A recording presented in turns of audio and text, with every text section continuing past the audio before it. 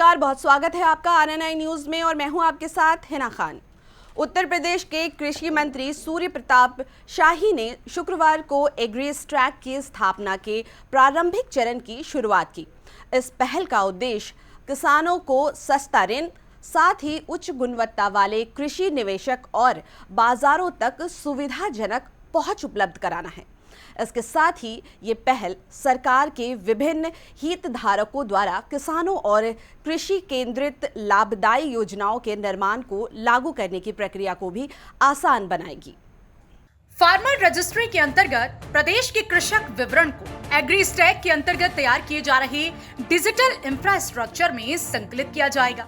इस हेतु भारत सरकार द्वारा भूले के डेटाबेस को समेकित कर राज्य को ऑनलाइन उपलब्ध कराया जाएगा।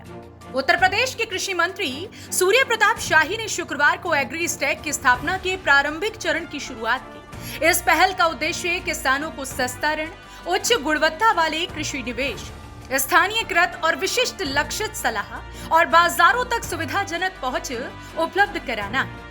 इसके साथ ही यह सरकार के विभिन्न हितधारकों द्वारा किसान और कृषि केंद्रित लाभदायी योजनाओं की योजना बनाना और उन्हें लागू करने की प्रक्रिया को भी आसान करेगा।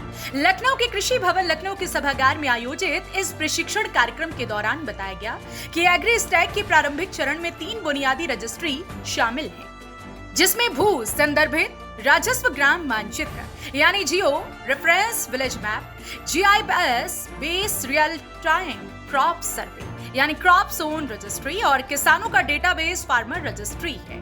प्रदेश के समस्त राजस्व ग्राम के सजरा मानचित्र को हाई रेजोल्यूशन सैटेलाइट मैप के साथ मैपिंग कराकर भू संदर्भित राजस्व ग्राम मानचित्र के रूप में डिजिटाइज किया जा रहा है, जिससे कि प्रत्येक खेत का जियो रेफरेंसिंग संभव हो सके। उन्होंने कहा कि क्रॉप जोन रजिस्ट्री के अंतर्गत प्रदेश के सभी खेतों में बोई गई फसलों का खरीफ, रबी एवं जायद में भारत सरकार द्वारा विकसित मोबाइल ऐप के माध्यम से फसल सर्वेक्षण किया जा रहा है। खरीफ 2023 में उत्तर प्रदेश के 21 जनपदों और शेष 54 जनपदों के 10-10 राजस्व ग्रामों में ई खसरा पड़ताल सुनिश्चित किया गया है।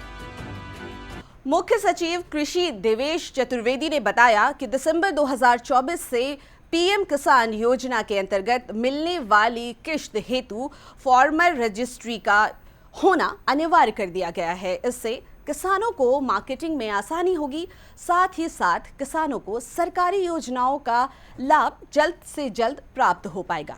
ऐसी ही तमाम लेटेस्ट अपडेट के लिए आप देखते रहिए RNI न्यूज़।